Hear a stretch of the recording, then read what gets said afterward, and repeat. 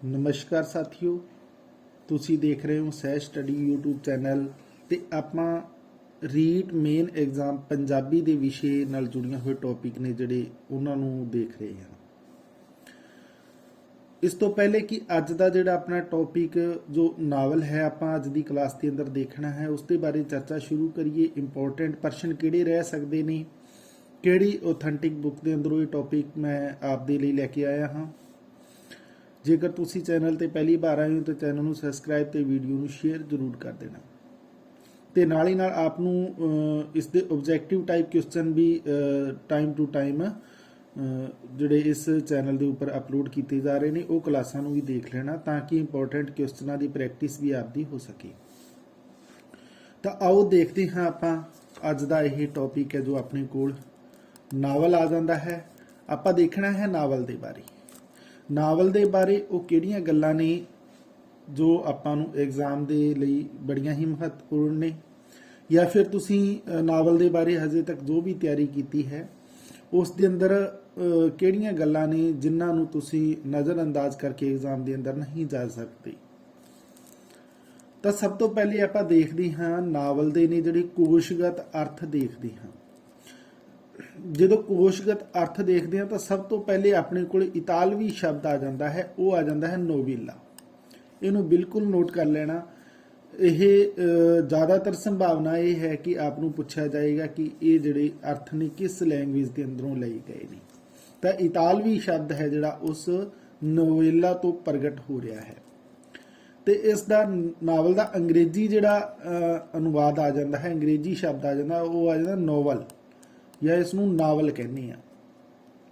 ਆਪ ਨੂੰ ਪਤਾ ਹੋਏਗਾ ਕਿ ਪੰਜਾਬੀ ਦੇ ਅੰਦਰ ਇਸ ਨੂੰ ਆਪਾਂ ਨਾਵਲ ਕਹਿੰਦੇ ਹਾਂ, ਪਰਾਇਵਾਚੀ ਕਹਿ ਲਓ, ਚਾਹੇ ਪੰਜਾਬੀ ਦੇ ਅੰਦਰ ਇਸ ਦਾ ਮੇਨ ਸ਼ਬਦ ਕਹਿ ਲਓ। ਹਿੰਦੀ ਦੇ ਅੰਦਰ ਆਪਾਂ ਇਸ ਨੂੰ ਉਪਨਿਆਸ ਕਹਿੰਦੇ ਹਾਂ। ਇਤਾਲਵੀ ਦੇ ਅੰਦਰ ਨੋਵੇਲਾ ਕਿਹਾ ਜਾਂਦਾ ਹੈ, ਜੋ ਉੱਪਰ ਆਪਾਂ ਪਹਿਲੀ ਲਾਈਨ ਦੇ ਅੰਦਰ ਹੀ ਦੇਖਿਆ। ਤੇ ਇਹਦਾ ਮਤਲਬ ਇਹ ਹੋ ਗਿਆ ਕਿ ਕੋਈ ਸੋਚੀ ਜਾਂ ਤਾਜ਼ੀ ਬੀਤੀ ਹੋਈ ਜਿਹੜੀ ਘਟਨਾ ਹੈ ਉਸ ਦਾ ਬਿਆਨ ਜਿਸ ਸਾਹਿਤ ਵਿਧਾ ਦੇ ਅੰਦਰ ਹੁੰਦਾ ਹੈ ਉਸ ਨੂੰ ਨਾਵਲ ਕਿਹਾ ਜਾਂਦਾ ਹੈ। ਦੂਜੇ ਸ਼ਬਦਾਂ 'ਚ ਕਹੀਏ ਤਾਂ ਆਪਾਂ ਕਿਤੇ ਨਾ ਕਿਤੇ ਇਸ ਨਾਵਲ ਦੇ ਅੰਦਰ ਕਿਸੇ ਇਨਸਾਨ ਦੇ ਜੀਵਨ ਦੀ ਕਹਾਣੀ ਨੂੰ ਸਮਕਾਲੀ ਸਮਾਜ ਦੇ ਸੰਦਰਭ 'ਚ ਕੋਈ ਨਵੇਂ ਤਰੀਕੇ ਦੇ ਨਾਲ ਪੇਸ਼ ਕੀਤਾ ਜਾਂਦਾ ਹੈ। ਤਾਂ ਇਸ ਤਰੀਕੇ ਨਾਲ ਇਸ ਦਾ ਭਾਵ ਇਹ ਹੋਇਆ ਕਿ ਨਾਵਲ ਹੈ ਜਿਹੜਾ ਉਹ ਨਵੀਨਤਾ ਦੀ ਅਤੀ ਮਹੱਤਵਪੂਰਨ ਤੱਤ ਨੂੰ ਸਵੀਕਾਰਦਾ ਹੈ। ਤਾਂ ਆਪਣੇ ਕੋਲੇ ਇਸ ਟੌਪਿਕ ਦੇ ਅੰਦਰ ਜਿਹੜੇ ਇੰਪੋਰਟੈਂਟ ਆ ਜਾਂਦੇ ਨੇ ਉਹ ਇਹ ਆ ਜਾਂਦੇ ਨੇ। ਇੱਕ ਤਾਂ ਇਤਾਲਵੀ ਸ਼ਬਦ ਆ ਜਾਂਦਾ ਹੈ ਨੋਵੇਲਾ, ਇਸ ਨੂੰ ਨੋਟ ਕਰ ਲੈਣਾ। ਅੰਗਰੇਜ਼ੀ ਦੇ ਅੰਦਰ ਆ ਜਾਂਦਾ ਹੈ ਆਪਣੇ ਕੋਲੇ ਨਾਵਲ, ਇਹਨੂੰ ਨੋਟ ਕਰ ਲੈਣਾ। ਤੇ ਪੰਜਾਬੀ ਦੇ ਅੰਦਰ ਜੋ ਆ ਜਾਂਦਾ ਉਹ ਸਿੱਧਾ ਨਾਵਲ ਹੀ ਆਪਾਂ ਲਿਖਦੇ ਹਾਂ, ਜੋ ਲਿਖ ਵੀ ਰਹੇ ਹਾਂ। ਤੇ ਹਿੰਦੀ ਦੇ ਅੰਦਰ ਜਿਹੜਾ ਆਪਣੇ ਕੋਲੇ ਆ ਜਾਂਦਾ ਉਹ ਆ ਜਾਂਦਾ ਹੈ ਉਪਨਿਆਸ।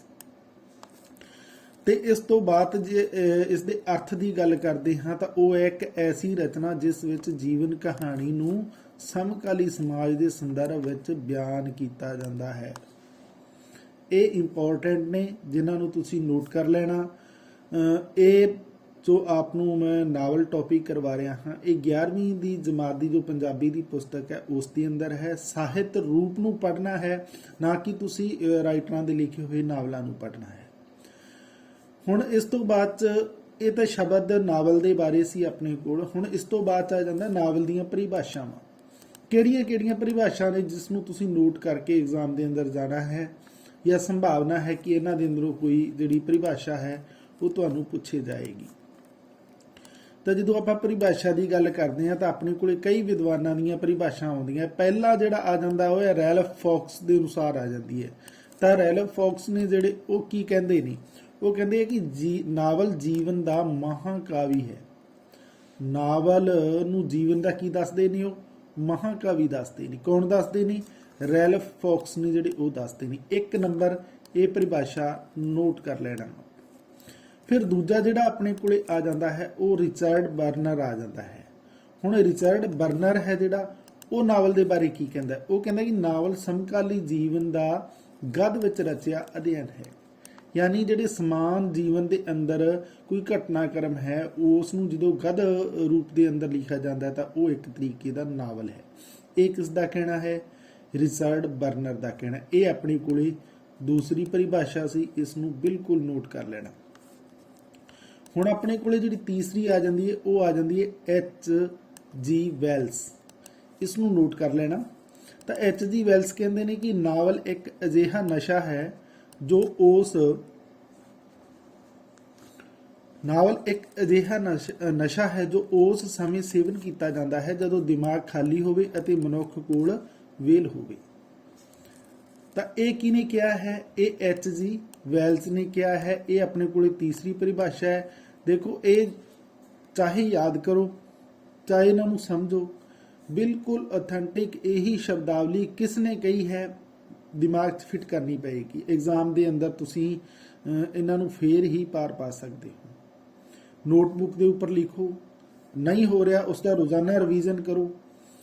तो इस तरीके नाल जे तुसी करोगे तो एग्जाम के अंदर कोई बाहरों नहीं क्वेश्चन जेडे इन्ने प्रश्न उही इन्हां किताबां दे अंदरों ही ऑथेंटिक बुकां दे अंदरों ही पूछे जाते हैं जेडे कि मैरिट दे लई जरूरी हुंदे ने। फिर अपने कोले जिहड़े चौथे आ जाते हैं विद्वान, वो आ जाते हैं मोहन लाल पंत के अनुसार। इनू भी नोट कर लेना तुसी। ये चौथी परिभाषा है अपने कोल। वो कहते हैं कि नावल जीवन की प्रतिक्रिया है। नावल उन्होंने दस्सिया कि जीवन की प्रतिक्रिया रिएक्ट करने वाले ने। तो जिहड़ी अपने कोल फिर एक होर परिभाषा आ जाती है, वो आ जाती है डॉक्टर श्याम सुंदर की आ जाती है। तो डॉक्टर श्याम सुंदर की जिहड़ी परिभाषा आ जाती है अपने कोल, ये पंजवीं परिभाषा आ जाती है। तो वो कहते हैं कि मनुख के यथार्थ जीवन की काल्पनिक कथा नूं उपन्यास किया जाता है। देखो इन्हां दे अंदरों इंपॉर्टेंट तुसी वैसे तो हर चीज़ ही इंपॉर्टेंट होंदी है। एग्जाम के अंदर की आउणा है ये तो किसी नूं नहीं पता हुंदा, पर फिर भी तुहाडे लई ये रहेगा कि तुसी जिवें कि रैल्फ फॉक्स ते रिचर्ड बर्नर नूं बिल्कुल नहीं छड्ड सकदे। H.G. वेल्स नूं भी देख लेना। गुरदयाल सिंह नूं बिल्कुल नहीं छड्ड सकदे। इन गुरदयाल सिंह नूं तो बिल्कुल नोट कर लेना तुसी। फिर आप अगली परिभाषा जिहड़ी देखनी है वो नावलकार जिहड़े गुरदयाल सिंह ने उन्हां दी देखनी है। इन्हां नूं बिल्कुल नहीं तुसी विसार सकदे। ये अपने कोले 6वीं परिभाषा है। तो गुरदयाल सिंह की कहते हैं कि टुटदे भजदे मानवी रिश्तिਆਂ ਦੀ लंबी ਅਤੇ कल्पनामई कहानी ਨੂੰ नावल किया जाता है।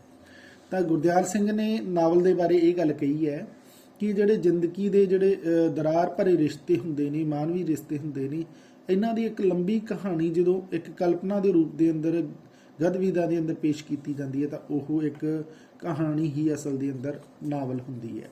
ये क्या है गुरदयाल सिंह ने। एक परिभाषा अपने कोल होर भी है जसविंदर सिंह की है, इनू भी नोट कर लेना।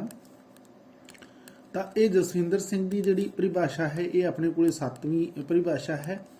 तो कहानी और नावल इक्को ही माँ बाप के जाए हैं, पर नावल का विकास उस विचली लंबी और स्पष्ट कहानी करके ज़्यादा हो गया है। ये गल कहनी है डॉक्टर जसविंदर सिंह की नावल के बारे। हुण इत्थे परिभाषा 7 आ गई। तुसी 7 करो तो ऐसा ये समझो कि तुहाडा 100% टॉपिक कवर है। इस दे अंदरों कोई भी प्रश्न आएगा तुहाडी पहुँच के अंदर है। पर फिर भी जेकर 7 नहीं संभव हो सकन नावल के बारे परिभाषावां, तो मैं तुहानूं कुछ होर सलाह देना चाहांगा कि रैल्फ फॉक्स नूं बिल्कुल नहीं छड्ड सकदे, रिचर्ड बर्नर नूं ना छड्डना, H.G. वेल्स नूं ना छड्डना, गुरदयाल सिंह नूं ना छड्डना। 4 नूं तुसी इंपोर्टेंट मानदे, इन्हां नूं तो जरूर ही पढ़ना, समझना, याद करना ते इन्हां दे कथन की ने वो भी तुसी नोट कर लेना, क्योंकि एग्जाम के अंदर किते यही गल्लां पुछियां जांदियां नहीं।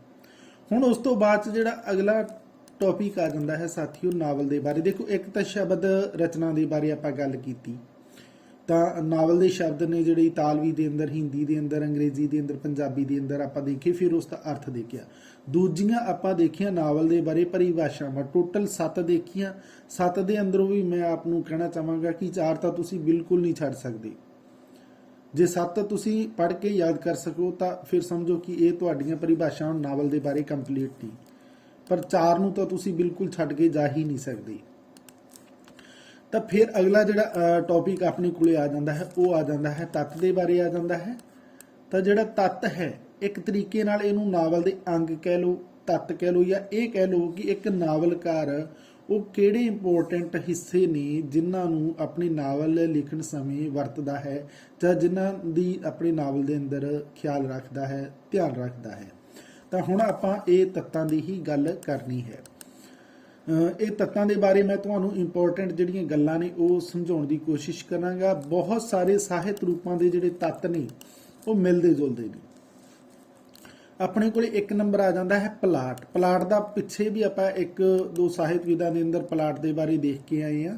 ਤਾਂ ਪਲਾਟ ਇੱਕ ਤਰੀਕੇ ਦੀ ਨਾਵਲ ਦੀ ਵਸਤੂ ਹੁੰਦੀ ਹੈ, ਯਾਨੀ ਇਸ ਦੇ ਅੰਦਰ ਇਹ ਹੁੰਦਾ ਹੈ ਕਿ ਕੋਈ ਜਿਹੜੀ ਆਪਾਂ ਕਹਾਣੀ ਪੇਸ਼ ਕਰ ਰਹੇ ਹਾਂ ਤਾਂ ਉਹਨੂੰ ਜਿਸ ਢੰਗ ਦੇ ਨਾਲ ਆਪਾਂ ਜਿਹੜੀ ਤਰਤੀਬ ਦੇ ਅੰਦਰ ਬੰਨ੍ਹ ਕੇ ਆਪਾਂ ਪੇਸ਼ ਕਰ ਰਹੇ ਹਾਂ ਉਹੀ ਅਸਲ ਦੇ ਅੰਦਰ ਨਾਵਲ ਦਾ ਪਲਾਟ ਹੁੰਦਾ ਹੈ। ਯਾਨੀ ਕਹਾਣੀ ਨੂੰ ਵੀ ਆਪਾਂ ਪਲਾਟ ਕਹਿ ਸਕਦੇ ਹਾਂ, ਜਿਹੜੀ ਲੋਕ ਕਹਾਣੀ ਹੁੰਦੀ ਹੈ ਉਸ ਨੂੰ ਵੀ ਆਪਾਂ ਪਲਾਟ ਕਹਿ ਸਕਦੇ ਹਾਂ। ਪਰ ਨਾਵਲ ਦੇ ਅੰਦਰ ਜੋ ਕਥਾ ਨੂੰ ਬੰਨ੍ਹ ਕੇ ਬਿਆਨ ਕੀਤਾ ਜਾਂਦਾ ਹੈ ਇੱਕ ਢੰਗ ਦੇ ਨਾਲ, ਉਸ ਨੂੰ ਪਲਾਟ ਕਿਹਾ ਜਾਂਦਾ ਹੈ। ਹੁਣ ਇੱਥੇ ਪਲਾਟ ਦੇ ਬਾਰੇ ਹਡਸਨ ਦੇ ਕੋਈ ਕਥਨ ਨੇ, ਉਹਨਾਂ ਨੂੰ ਜ਼ਰੂਰ ਦੇਖ ਲੈਣਾ। ਤਾਂ ਹਡਸਨ ਨੇ ਉਹ ਕੀ ਕਹਿੰਦੇ ਨੇ ਕਿ ਪਲਾਟ ਨੂੰ ਖੇਤਰ ਦੇ ਆਧਾਰ ਤੇ ਦੋ ਹਿੱਸਿਆਂ ਵਿੱਚ ਵੰਡਿਆ ਜਾ ਸਕਦਾ ਹੈ। ਇੱਕ ਭਾਗ ਮੂਲ ਕਥਾ ਨਾਲ ਸੰਬੰਧਿਤ ਹੁੰਦਾ ਹੈ ਤੇ ਦੂਜਾ ਹੁੰਦਾ ਸਹਾਇਕ ਕਥਾ ਨਾਲ।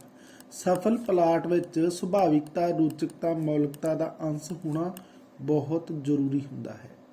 ਇਹ ਗੱਲ ਜੋ ਕਹੀ ਗਈ ਹੈ ਇਹ ਹਡਸਨ ਦੀ ਕਹੀ ਗਈ ਹੈ। ਤਾਂ ਹਡਸਨ ਨੂੰ ਵੀ ਨੋਟ ਕਰ ਲੈਣਾ। ਪਲਾਟ ਇਸ ਦਾ ਪਹਿਲਾ ਤੱਤ ਹੈ। ਇਸ ਦੇ ਬਾਰੇ ਅਗਰ ਕੋਈ ਵੀ ਪ੍ਰਸ਼ਨ ਪੁੱਛਿਆ ਜਾਂਦਾ ਹੈ ਐਗਜ਼ਾਮ ਦੇ ਅੰਦਰ ਤਾਂ ਨਾਵਲ ਦਾ ਜ਼ਰੂਰੀ ਤੱਤ ਹੈ ਜਾਂ ਨਹੀਂ ਹੈ, ਇਸ ਤਰੀਕੇ ਨਾਲ ਆਪ ਨੂੰ ਪੁੱਛਿਆ ਜਾ ਸਕਦਾ ਹੈ। ਫਿਰ ਦੂਜਾ ਜਿਹੜਾ ਆ ਜਾਂਦਾ ਹੈ ਪਾਤਰ ਚਿੱਤਰਣ। ਦੇਖੋ ਪਾਤਰ ਚਿੱਤਰਣ ਬਹੁਤ ਸਾਰੇ ਸਾਹਿਤ ਰੂਪਾਂ ਦੇ ਅੰਦਰ ਆਪ ਨੂੰ ਇੱਕ ਤੱਤ, ਸਾਹਿਤ ਰੂਪਾਂ ਦਾ ਤੱਤ ਮਿਲ ਜਾਏਗਾ।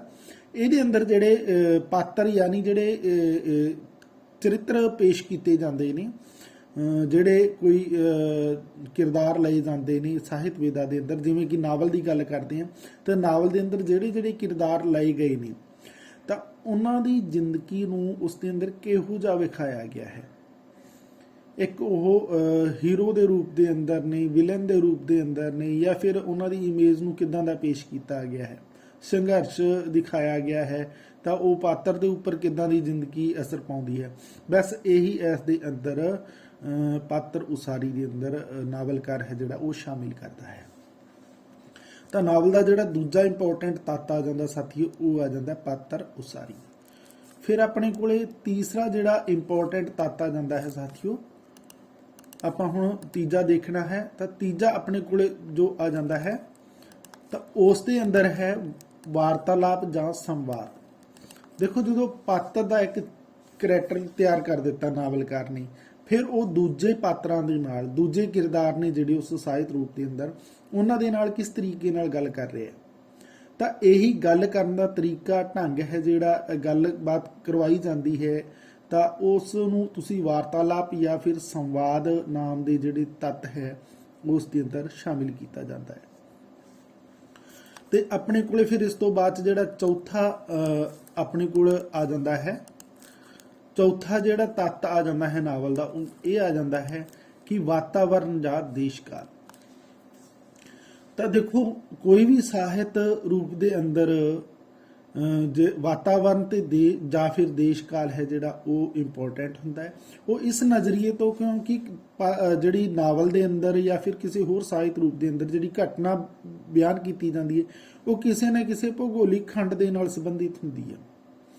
ਤਾਂ ਉੱਥੋਂ ਦੇ ਜਿਹੜੇ ਘਟਨਾਕ੍ਰਮ ਨੂੰ ਉਸੇ ਵਾਤਾਵਰਨ ਦੇ ਅੰਦਰ ਬਿਲਕੁਲ ਸਟੀਕ ਪੇਸ਼ ਕਰਨ ਦੇ ਲਈ ਜਿਹੜੇ ਤਰੀਕੇ ਵਰਤੇ ਜਾਂਦੇ ਨੇ ਤਾਂ ਉਸ ਲਈ ਇਹ ਇੰਪੋਰਟੈਂਟ ਤੱਤ ਹੋ ਜਾਂਦਾ ਹੈ ਕਿ ਉਹ ਵਾਤਾਵਰਨ ਜਾਂ ਦੇਸ਼ ਕਾਲ ਦੇ ਨਾਮ ਤੋਂ ਨਾਵਲਕਾਰ ਆਪਣੀ ਸਾਹਿਤ ਵਿਧਾ ਦੇ ਅੰਦਰ ਨਾਵਲ ਦੇ ਅੰਦਰ ਸ਼ਾਮਿਲ ਕਰਦਾ ਹੈ।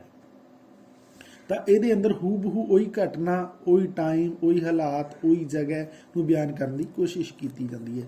ਤਾਂ ਇਹ ਵਾਤਾਵਰਨ ਜਾਂ ਫਿਰ ਦੇਸ਼ ਕਾਲ ਨਾਮ ਤੋਂ ਆਪਾਂ ਇੱਕ ਜ਼ਰੂਰੀ ਤੱਤ ਮੰਨ ਸਕਦੇ ਹਾਂ। ਇਹਨਾਂ ਨੂੰ ਅੰਗ ਵੀ ਕਹਿ ਦਿੱਤਾ ਜਾਂਦਾ ਹੈ, ਤੱਤ ਵੀ ਕਹਿ ਦਿੱਤਾ ਜਾਂਦਾ ਹੈ। ਇਸ ਨੂੰ ਤੁਸੀਂ ਜਿਹੜਾ ਅੰਗ ਕਹਿ ਲਓ ਜਾਂ ਫਿਰ ਤੱਤ ਕਹਿ ਲਓ, ਇਹ ਕੁਝ ਵੀ ਇਹਨਾਂ ਸ਼ਬਦਾਵਲੀ ਦੇ ਅੰਦਰ ਲੈ ਕੇ ਇਸ ਦੇ ਇੰਪੋਰਟੈਂਟ ਉਹ ਪਾਰਟ ਹੁੰਦੇ ਨੇ ਜਿਹੜੇ ਦੇ ਰਾਹੀਂ ਸਾਹਿਤ ਜਿਹੜਾ ਰੂਪ ਹੈ ਉਹ ਨਿਪਰੇ ਚੜ੍ਹਨਾ ਹੈ। ਫਿਰ ਜਿਹੜਾ ਨੈਕਸਟ ਅਗਲਾ ਜਿਹੜਾ ਜ਼ਰੂਰੀ ਤੱਤ ਆ ਜਾਂਦਾ ਉਹ ਆ ਜਾਂਦਾ ਉਦੇਸ਼ ਜਾਂ ਫਿਰ ਮੰਤਵ। ਦੇਖੋ ਉਦੇਸ਼ ਯਾਨੀ ਜਿਸ ਦੀ ਪੂਰਤੀ ਕਰਨੀ ਹੈ, ਮੰਤਵ ਜਿਹੜੀ ਯਾਨੀ ਉਹਨੇ ਇੱਛਾ ਰੱਖੀ ਹੈ, ਯਾਨੀ ਇੱਕ ਤਰੀਕੇ ਨਾਲ ਇਹ ਕਹਿ ਲਓ ਕਿ ਜਿਸ ਉਦੇਸ਼ ਦੀ ਪੂਰਤੀ, ਜਿਹੜੇ ਇਰਾਦੇ ਰੱਖ ਕੇ ਉਹ ਸਾਹਿਤ ਵਿਧਾ ਰਚੀ ਗਈ ਹੈ, ਉਹ ਉਸ ਦੇ ਉੱਪਰ ਕਿੰਨੀ ਖਰੀ ਉਤਰਦੀ ਹੈ। ਬਸ ਇਹੀ ਇਸ ਤੱਤ ਦੇ ਅੰਦਰ ਹੁੰਦਾ ਹੈ, ਯਾਨੀ ਕਿਸੇ ਨਾ ਕਿਸੇ ਉਦੇਸ਼ ਦੀ ਪੂਰਤੀ ਦੇ ਲਈ ਕੋਈ ਨਾਵਲਕਾਰ ਹੈ ਜਿਹੜਾ ਆਪਣਾ ਨਾਵਲ ਸਿਰਜਦਾ ਹੈ। ਤਾਂ ਪੰਜਵਾਂ ਜਿਹੜਾ ਜ਼ਰੂਰੀ ਤੱਤ ਆ ਜਾਂਦਾ ਉਸ ਦੇ ਅੰਦਰ ਇਹੀ ਗੱਲ ਆ ਜਾਂਦੀ ਹੈ ਕਿ ਆਪਣੇ ਨਾਵਲ ਦੇ ਅੰਦਰ ਇੱਕ ਨਾਵਲਕਾਰ ਇਸ ਟਾਈਪ ਦੇ ਨਾਲ ਪਾਤਰਾਂ ਦਾ ਚਿੱਤਰਨ ਕਰਦਾ ਹੈ, ਦੇਸ਼ ਕਾਲ ਨੂੰ ਧਿਆਨ 'ਚ ਰੱਖਦੇ ਹੋਏ ਸਿਰਜਦਾ ਹੈ, ਤੇ ਇਸ ਦੇ ਨਾਲ ਨਾਲ ਉਹ ਆਪਣੇ ਜਿਹੜੇ ਨਾਵਲ ਹੈ ਉਸ ਦੇ ਕਥਾਨਕ ਨੂੰ, ਪਲਾਟ ਨੂੰ ਬਿਆਨ ਕਰਦਾ ਹੈ ਕਿ ਉਹ ਕਿਸੇ ਨਾ ਕਿਸੇ ਉਦੇਸ਼ ਦੀ ਪੂਰਤੀ ਕਰ ਸਕੇ। ਉਹ ਉਦੇਸ਼ ਜੋ ਨਾਵਲਕਾਰ ਨੇ, ਉਸ ਸਾਹਿਤਕਾਰ ਨੇ ਇੱਛਾ ਰੱਖੀ ਹੈ, ਜਿਸ ਉਦੇਸ਼ ਦੀ ਪੂਰਤੀ ਉਸਨੇ ਕਰਨੀ ਚਾਹੀ ਹੈ। ਤੇ ਲਾਸਟ ਜਿਹੜਾ ਆਪਣੇ ਕੋਲੇ ਇੱਕ ਹੋਰ ਜ਼ਰੂਰੀ ਤੱਤ ਆ ਜਾਂਦਾ ਸਾਥੀਓ, ਉਹ ਆ ਜਾਂਦਾ ਹੈ ਸ਼ੈਲੀ ਦਾ। ਸ਼ੈਲੀ ਯਾਨੀ ਇਹਨੂੰ ਤੁਸੀਂ ਤਰੀਕਾ ਕਹਿ ਲਓ, ਢੰਗ ਕਹਿ ਲਓ, ਵੀ ਕਿਹੜੇ ਤਰੀਕੇ ਦੇ ਨਾਲ ਉਹ ਨਾਵਲ ਨੂੰ ਨੇਪਰੇ ਚਾੜ ਰਿਹਾ ਹੈ। ਹੁਣ ਇਹ ਕਈ ਤਰੀਕੇ ਜਾਂ ਕਈ ਸ਼ੈਲੀਆਂ ਹੁੰਦੀਆਂ ਨੇ, ਜਿਵੇਂ ਕਿ ਉਦਾਹਰਨ ਦੇ ਤੌਰ ਤੇ ਆਪਾਂ ਗੱਲ ਕਰਦੇ ਹਾਂ ਪੱਤਰ ਸ਼ੈਲੀ ਜਾਂ ਫਿਰ ਕਥਾ ਸ਼ੈਲੀ। ਪੱਤਰ ਸ਼ੈਲੀ ਇੱਕ ਲੈਟਰ ਟਾਈਪ ਹੋ ਗਈ, ਤੇ ਜਿਹੜੀ ਕਥਾ ਸ਼ੈਲੀ ਹੈ ਜਿਵੇਂ ਕਥਾਵਾਂ ਕਹਾਣੀਆਂ ਸੁਣਾਈਆਂ ਜਾਂਦੀਆਂ ਨੇ। ਆਤਮ ਕਥਾ ਸ਼ੈਲੀ ਯਾਨੀ ਆਪਣੇ ਆਪ ਦੀ ਕਥਾ ਨੂੰ ਜਿਹੜਾ ਬਿਆਨ ਕਰਨਾ। ਡਾਇਰੀ ਸ਼ੈਲੀ ਜਿਹੜੀਆਂ ਡਾਇਰੀਆਂ ਐਵਰੀਡੇ ਦੀਆਂ ਨੋਟ ਕੀਤੀਆਂ ਜਾਂਦੀਆਂ, ਉਸ ਦੇ ਅਕੋਰਡਿੰਗ ਡੇ ਵਾਈਜ਼ ਡੇ ਜਾਂ ਫਿਰ ਮੰਥ ਵਾਈਜ਼ ਜਾਂ ਫਿਰ ਵੀਕਲੀ, ਇਸ ਤਰੀਕੇ ਨਾਲ ਇਹ ਪੇਸ਼ ਕੀਤੀਆਂ ਜਾਂਦੀਆਂ ਨੇ। ਤਾਂ ਇਹ ਕੁਝ ਸ਼ੈਲੀਆਂ ਦੇ ਪ੍ਰਕਾਰ ਨੇ ਜਿਹੜੇ ਇੱਥੇ ਦੱਸੇ ਗਏ ਨੇ, ਤੇ ਇਹਨਾਂ ਦੇ ਰਾਹੀਂ ਹੀ ਨਾਵਲ ਹੈ ਜਿਹੜਾ ਉਹ ਸੰਪੂਰਨ ਕੀਤਾ ਜਾਂਦਾ ਹੈ। ਇਹਨਾਂ 'ਚੋਂ ਕੋਈ ਇੱਕ ਜਿਹੜੀ ਤਰੀਕਾ ਹੈ ਉਹ ਨਾਵਲਕਾਰ ਆਪਣੇ ਨਾਵਲ ਦੇ ਅੰਦਰ ਵਰਤਦਾ ਹੈ, ਤੇ ਉਸ ਨੂੰ ਆਪਾਂ ਸ਼ੈਲੀ ਨਾਮ ਦੇ ਇੱਕ ਜ਼ਰੂਰੀ ਤੱਤ ਦੇ ਅੰਦਰ ਸ਼ਾਮਿਲ ਕਰਦੇ ਹਾਂ। ਇੱਕ ਸਭ ਤੋਂ ਇੰਪੋਰਟੈਂਟ ਤੇ ਜ਼ਰੂਰੀ ਗੱਲ, ਇੱਕ ਪ੍ਰਸ਼ਨ ਹੋਰ ਜਿਹੜਾ ਆਪ ਦੇ ਲਈ ਇੰਪੋਰਟੈਂਟ ਬਣਨਾ ਹੈ ਇਸ ਟੌਪਿਕ ਦੇ ਅੰਦਰ, ਉਹ ਇਹ ਹੈ ਕਿ ਜ਼ਿੰਦਗੀ ਦੇ ਹਰ ਇੱਕ ਮੋੜ ਨੂੰ ਆਪਣੀ ਕਲਾ ਵਿੱਚ ਰੱਖਣ ਵਾਲਾ, ਬਿਆਨ ਕਰਨ ਵਾਲਾ ਇਹ ਸਾਹਿਤ ਰੂਪ ਹੈ। ਤੇ ਇਸੇ ਕਾਰਨ ਹੀ ਨਾਵਲ ਨੂੰ ਆਧੁਨਿਕ ਯੁੱਗ ਦੀ, ਇਹ ਨੋਟ ਕਰ ਲੈਣਾ, ਆਧੁਨਿਕ ਯੁੱਗ ਦਾ ਮਹਾਕਾਵੀ ਦੀ ਉਪਮਾ ਦਿੱਤੀ ਜਾਂਦੀ ਹੈ। ਨੋਟ ਕਰ ਲੈਣਾ, ਹੈ ਨਹੀਂ, ਉਪਮਾ ਦਿੱਤੀ ਜਾਂਦੀ ਹੈ, ਉਹਦੀ ਸੰਗਿਆ ਦਿੱਤੀ ਜਾਂਦੀ ਹੈ। ਤਾਂ ਇਹ ਕੁਝ ਜ਼ਰੂਰੀ ਗੱਲਾਂ ਸੀ ਜਿਸ ਦੇ ਅੰਦਰ ਆਪਾਂ 3 ਹਿੱਸਿਆਂ 'ਚ ਇਸ ਨਾਵਲ ਟੌਪਿਕ ਨੂੰ ਦੇਖਿਆ। ਪਹਿਲੇ ਦੇ ਅੰਦਰ ਨਾਵਲ ਸ਼ਬਦ ਦੀ ਉਤਪਤੀ ਦੇ ਬਾਰੇ ਤੇ ਉਸਦੇ ਅਰਥ ਨੂੰ ਦੇਖਿਆ। ਦੂਸਰੇ ਦੇ ਅੰਦਰ ਆਪਾਂ ਪਰਿਭਾਸ਼ਾਵਾਂ ਦੇਖੀਆਂ, ਤੇ ਤੀਜੇ ਦੇ ਅੰਦਰ ਆਪਾਂ ਨਾਵਲ ਦੇ ਤੱਤਾਂ ਦੇ ਬਾਰੇ ਗੱਲ ਕੀਤੀ। ਇੱਕ ਵਾਰ ਫਿਰ ਆਪਾਂ ਲਾਸਟ ਦੇ ਅੰਦਰ ਕਿਹੜੀਆਂ ਗੱਲਾਂ ਇੰਪੋਰਟੈਂਟ ਹੈ ਨਾਵਲ ਦੇ ਬਾਰੇ, ਜਿਸ ਨੂੰ ਨੋਟ ਕਰਕੇ ਤੁਸੀਂ ਐਗਜ਼ਾਮ ਦੇ ਲਈ ਜਾਣਾ ਹੈ, ਤਾਂ ਉਹਨਾਂ ਦਾ ਫਿਰ ਆਪਾਂ ਰਿਵੀਜ਼ਨ ਦੇ ਤੌਰ ਤੇ ਦੇਖ ਲੈਂਦੇ ਹਾਂ। ਤਾਂ ਸਭ ਤੋਂ ਪਹਿਲੇ ਜਿਹੜੇ ਆਪਣੇ ਕੋਲੇ ਲਾਸਟ ਜਿਹੜਾ ਤੱਤ ਆ ਜਾਂਦਾ ਹੈ ਉਹ ਆ ਜਾਂਦਾ ਸ਼ੈਲੀ ਦਾ। ਸ਼ੈਲੀ ਨੂੰ ਨੋਟ ਕਰਕੇ ਤੁਸੀਂ ਐਗਜ਼ਾਮ ਦੇ ਅੰਦਰ ਜਾਣਾ ਹੈ। ਫਿਰ ਇਸ ਤੋਂ ਬਾਅਦ 'ਚ ਆਪ ਕੋਲ ਇੰਪੋਰਟੈਂਟ ਜਿਹੜੇ ਹੋਰ ਤੱਤ ਆ ਜਾਂਦੇ ਨੇ, ਉਹਨਾਂ ਦੇ ਅੰਦਰ ਆ ਜਾਂਦਾ ਉਦੇਸ਼ ਜਾਂ ਫਿਰ ਮੰਤਵ, ਯਾਨੀ ਨਾਵਲਕਾਰ ਨੇ ਜੋ ਮਨ ਦੇ ਅੰਦਰ ਇੱਛਾ ਰੱਖੀ ਜਿਸ ਦੀ ਪੂਰਤੀ ਕਰਨੀ ਹੈ। ਜਿਹੜਾ ਚੌਥਾ ਤੱਤ ਆ ਜਾਂਦਾ ਉਹ ਵਾਤਾਵਰਣ ਜਾਂ ਦੇਸ਼ ਕਾਲ, ਯਾਨੀ ਕਿਹੜੇ ਭੂਗੋਲਿਕ ਖੰਡ ਦੇ ਨਾਲ ਸੰਬੰਧਿਤ ਉਸਨੇ ਉੱਥੋਂ ਦੇ ਹਾਲਾਤ ਨੂੰ ਚਿਤਰਿਆ ਹੈ। ਫਿਰ ਇਸ ਤੋਂ ਬਾਅਦ ਜਿਹੜਾ ਇੰਪੋਰਟੈਂਟ ਤੱਤ ਆ ਜਾਂਦਾ ਹੈ ਉਹਨਾਂ ਦੇ ਅੰਦਰ ਵਾਤਾਵਰਣ ਜਾਂ ਸੰਵਾਦ ਆ ਜਾਂਦਾ ਹੈ। ਗੱਲ ਕਰਨ ਦਾ ਜਿਹੜਾ ਤਰੀਕਾ ਹੈ ਨਾ, ਗੱਲ ਕਿਵੇਂ ਕਰਵਾਈ ਗਈ ਹੈ, ਗੱਲਾਂ ਬਾਤਾਂ ਸੰਵਾਦ ਨੂੰ ਕਿਹਾ ਜਾਂਦਾ ਹੈ। ਤੇ ਪਾਤਰ ਉਸਾਰੀ, ਪਾਤਰਾਂ ਨੂੰ ਨਾਵਲਕਾਰ ਨੇ ਕਿਹੋ ਜਿਹਾ ਸਿਰਜਿਆ ਹੈ, ਇਹ ਜ਼ਰੂਰੀ ਤੱਤ ਹੈ ਨਾਵਲ ਦੇ, ਨੋਟ ਕਰ ਲੈਣਾ। ਹੁਣ ਦੇਖੋ ਐਗਜ਼ਾਮ ਦੇ ਅੰਦਰ ਇੱਕ ਹੋਰ ਤੱਤ ਹੈ ਜਿਸ ਦੇ ਅੰਦਰ ਆਪ ਨੂੰ ਦੱਸਿਆ ਗਿਆ ਕਿ ਪਲਾਟ ਦੇ ਬਾਰੇ, ਇੱਕ ਪਲਾਟ ਦੇ ਬਾਰੇ ਹਡਸਨ ਦਾ ਜਿਹੜਾ ਕਥਨ ਉਹਨੂੰ ਵੀ ਨੋਟ ਕਰ ਲੈਣਾ। ਹੁਣ ਐਗਜ਼ਾਮ ਦੇ ਅੰਦਰ ਇਸ ਟਾਈਪ ਨਾਲ ਪੁੱਛਿਆ ਜਾ ਸਕਦਾ ਕਿ ਹੇਠ ਲਿਖਿਆ ਵਿੱਚੋਂ ਨਾਵਲ ਦਾ ਢੁਕਵਾਂ ਤੱਤ ਨਹੀਂ ਹੈ। ਉਹ 4 ਤੱਤਾਂ ਨੂੰ 2 ਤੱਤਾਂ ਨੂੰ ਮਿਲਾ ਕੇ ਲਿਖ ਦੇਗਾ, ਤੇ ਕਿਤੇ ਇੱਕ ਵਿਕਲਪ ਦੇ ਅੰਦਰ ਲਿਖ ਦੇਗਾ ਕਿ ਰੰਗਮੰਚ। ਤਾਂ ਦੇਖੋ ਰੰਗਮੰਚ ਨਾਵਲ ਦਾ ਨਹੀਂ ਹੈ। ਬਸ ਇਸ ਤਰੀਕੇ ਨਾਲ ਹੀ ਐਗਜ਼ਾਮ, ਅੱਜ ਕੱਲ੍ਹ ਜੋ ਥੋੜੇ ਐਗਜ਼ਾਮ ਦੇ ਅੰਦਰ ਕੁਐਸਚਨ ਪੁੱਛੇ ਜਾ ਰਹੇ ਨੇ ਉਹ ਉਨੇ ਸੌਖੇ ਨਹੀਂ, ਥੋੜੇ ਜਿਹੇ ਐਕਸਪੀਰੀਅੰਸ ਬੇਸ ਕੁਐਸਚਨ ਹੀ ਕਹਿਣੇ ਠੀਕ ਰਹਿਣਗੇ ਕਿ ਉਹਨੂੰ ਪੂਰੇ ਧਿਆਨ ਦੇ ਨਾਲ, ਜਿਨ੍ਹਾਂ ਦੇ ਟੌਪਿਕ ਸਮਝੇ ਹੋਏ ਨੇ ਨਾ ਉਹੀ ਕਰ ਸਕਦੇ ਨੇ। ਤੁਸੀਂ ਪੁਰਾਣੇ ਟਾਈਪ ਦੇ ਸਿੱਧੇ ਉੱਤਰ ਨਹੀਂ ਦੇ ਸਕਦੇ। ਉਹ ਮਿਲਾ ਕੇ ਹੀ, ਮੈਂ ਜਿਵੇਂ ਆਪ ਨੂੰ ਇੱਕ ਵੀਡੀਓ ਇਸ ਤੋਂ ਪਹਿਲੇ ਕਾਫੀ ਦਾ ਆਬਜੈਕਟਿਵ ਟਾਈਪ ਪੇਸ਼ ਕਰ ਚੁੱਕਿਆ, ਉਹਦੇ ਅੰਦਰ ਕੁਐਸਚਨ ਦੇਖਣਾ ਤੁਹਾਨੂੰ ਪਤਾ ਚੱਲ ਜਾਏਗਾ ਕਿ ਕਿੱਦਾਂ ਦੇ ਐਗਜ਼ਾਮ ਦੇ ਅੰਦਰ ਪ੍ਰਸ਼ਨ ਮਿਲਣ ਦੀ ਸੰਭਾਵਨਾ ਹੈ। ਬਿਲਕੁਲ ਸਿੱਧੇ ਉੱਤਰ ਵਾਲੇ ਪ੍ਰਸ਼ਨਾਂ ਦੀ ਤਾਂ ਬਿਲਕੁਲ ਵੀ ਉਮੀਦ ਲੈ ਕੇ ਐਗਜ਼ਾਮ ਦੇ ਅੰਦਰ ਨਾ ਜਾਣਾ। ਫਿਰ ਇਹ ਤਾਂ ਤੱਤ ਦੇ ਬਾਰੇ ਇੰਪੋਰਟੈਂਟ ਸੀ। ਇਸ ਤੋਂ ਇਲਾਵਾ ਜਿਹੜੇ ਆਪਣੇ ਕੋਲੇ ਆ ਗਈਆਂ ਸੀ, ਆਪਾਂ 7 ਪਰਿਭਾਸ਼ਾਵਾਂ ਦੇਖੀਆਂ ਸੀ। ਉਹ 7 ਦੇ ਇੱਕ ਵਾਰ ਫਿਰ ਮੈਂ ਤੁਹਾਡੇ ਸਾਹਮਣੇ ਗੱਲ ਕਰ ਲੈਣਾ। ਸਭ ਤੋਂ ਇੰਪੋਰਟੈਂਟ ਰੈਲਫ ਫੌਕਸ ਨੂੰ ਬਿਲਕੁਲ ਨਾ ਭੁੱਲਣਾ ਤੁਸੀਂ। ਰਿਚਰਡ ਬਰਨਰ ਨੂੰ ਭੁੱਲ ਕੇ ਨਹੀਂ ਐਗਜ਼ਾਮ ਦੇ ਅੰਦਰ ਜਾ ਸਕਦੇ। H.G. ਵੇਲਸ ਨੂੰ ਛੱਡ ਕੇ ਨਹੀਂ ਜਾ ਸਕਦੇ। ਗੁਰਦਿਆਲ ਸਿੰਘ ਹੈ ਜਿਹੜਾ ਪ੍ਰਸਿੱਧ ਨਾਵਲਕਾਰ ਹੈ, ਸਾਹਿਤ ਦਾ ਸਭ ਤੋਂ ਵੱਡਾ ਜਿਹੜਾ ਇਹ ਪੁਰਸਕਾਰ ਹੈ ਉਹ ਇਹਨਾਂ ਨੂੰ ਮਿਲਿਆ ਹੋਇਆ ਹੈ। ਉੱਚ ਪੱਧਰ ਦੇ ਇੱਕ ਨਾਵਲਕਾਰ ਸੀਗੇ ਮਾਲਵੇ ਦੇ। ਤਾਂ ਇਹਨਾਂ ਨੂੰ ਛੱਡ ਕੇ ਬਿਲਕੁਲ ਐਗਜ਼ਾਮ ਦੇ ਅੰਦਰ ਤੁਸੀਂ ਨਹੀਂ ਜਾ ਸਕਦੇ। ਅਗਰ ਤੁਸੀਂ ਇਹ ਵੀ ਪੜ੍ਹ ਸਕੋ ਮੋਹਨ ਲਾਲ ਪੰਤ, ਡਾਕਟਰ ਸ਼ਾਮ ਸੁੰਦਰ ਤੇ ਡਾਕਟਰ ਜਸਵਿੰਦਰ ਸਿੰਘ, ਤਾਂ ਸਮਝੋ ਕਿ ਤੁਹਾਡੇ ਸਿਲੇਬਸ ਤੇ ਤੁਹਾਡੀ ਬੁੱਕਾਂ ਦੇ ਅਨੁਸਾਰ ਜੋ ਇਹ ਟੌਪਿਕ ਦਿੱਤਾ ਗਿਆ ਤਾਂ ਉਸ ਦੀਆਂ ਟੋਟਲ ਪਰਿਭਾਸ਼ਾਵਾਂ ਇਸ ਦੇ ਅੰਦਰ ਸ਼ਾਮਿਲ ਨੇ। ਹੁਣ ਨਾਵਲ ਦੇ ਬਾਰੇ ਲਾਸਟ ਤੇ ਇੰਪੋਰਟੈਂਟ ਗੱਲ ਇਹ ਸੀਗੀ ਕਿ ਨਾਵਲ ਦੇ ਜਿਹੜੇ ਸ਼ਬਦ ਨੇ ਉਹਨਾਂ ਦੇ ਕਿਹੜੀ ਭਾਸ਼ਾ ਦੇ ਅੰਦਰੋਂ ਇਹ ਸ਼ਬਦ ਆਏ ਨੇ ਤੇ ਉਹਨਾਂ ਦੇ ਅਰਥ ਕੀ ਹੈ। ਤਾਂ ਇੱਕ ਤਾਂ ਇਤਾਲਵੀ ਦੇ ਅੰਦਰ ਨੋਵੀਲਾ ਹੈ, ਇਹਨੂੰ ਨੋਟ ਕਰ ਲੈਣਾ। ਅੰਗਰੇਜ਼ੀ ਦੇ ਅੰਦਰ ਨਾਵਲ ਹੈ, ਪੰਜਾਬੀ ਦੇ ਅੰਦਰ ਨਾਵਲ ਹੈ, ਹਿੰਦੀ ਦੇ ਅੰਦਰ ਹੈਗਾ ਜਿਹੜਾ ਉਹ ਉਪਨਿਆਸ ਲਿਆ ਗਿਆ ਹੈ, ਤੇ ਇਤਾਲਵੀ ਦੇ ਅੰਦਰ ਜਿਹੜਾ ਨੋਵੇਲਾ ਹੈ ਉਹਦਾ ਮਤਲਬ ਹੁੰਦਾ ਸੋਚੀ ਜਾਂ ਤਾਜ਼ਾ ਬੀਤੀ ਹੋਈ ਘਟਨਾ ਦਾ ਬਿਆਨ। ਤੇ ਕੁੱਲ ਮਿਲਾ ਕੇ ਇਸ ਦੇ ਆਪਾਂ ਬਾਰੇ ਗੱਲ ਕਰਦੇ ਹਾਂ ਤਾਂ ਆਧੁਨਿਕ ਸਮਾਜ ਦੇ ਸੰਦਰਭ 'ਚ ਜੋ ਬਿਆਨ ਢੰਗ ਹੁੰਦਾ ਹੈ ਉਸ ਨੂੰ ਆਪਾਂ ਨਾਵਲ ਕਹਿੰਦੇ ਹਾਂ। ਇਹਨਾਂ ਨੂੰ ਨੋਟ ਕਰਕੇ ਹੀ ਐਗਜ਼ਾਮ ਦੇ ਅੰਦਰ ਜਾਣਾ ਹੈ ਤਾਂ ਕਿ ਤੁਸੀਂ ਐਗਜ਼ਾਮ ਦੇ ਅੰਦਰ ਨਾਵਲ ਟੌਪਿਕ ਤੋਂ ਸੰਬੰਧਿਤ ਜੋ ਵੀ ਪ੍ਰਸ਼ਨ ਹੈ ਉਸ ਨੂੰ ਬਿਲਕੁਲ ਠੀਕ ਕਰ ਸਕੋ। ਅੱਜ ਦੀ ਕਲਾਸ ਦੇ ਅੰਦਰ ਆਪਾਂ ਨਾਵਲ ਦੇ ਬਾਰੇ ਦੇਖਿਆ। ਨਿਰੰਤਰ ਆਪ ਨੂੰ continue question with theory type ਇਹ ਇੰਪੋਰਟੈਂਟ ਜਿਹੜੀਆਂ ਕਲਾਸਾਂ ਨੇ ਰੀਟ ਮੇਨ ਐਗਜ਼ਾਮ ਦੇ ਲਈ ਇਸ ਚੈਨਲ ਦੇ ਉੱਪਰ ਮਿਲਦੀਆਂ ਰਹਿਣਗੀਆਂ।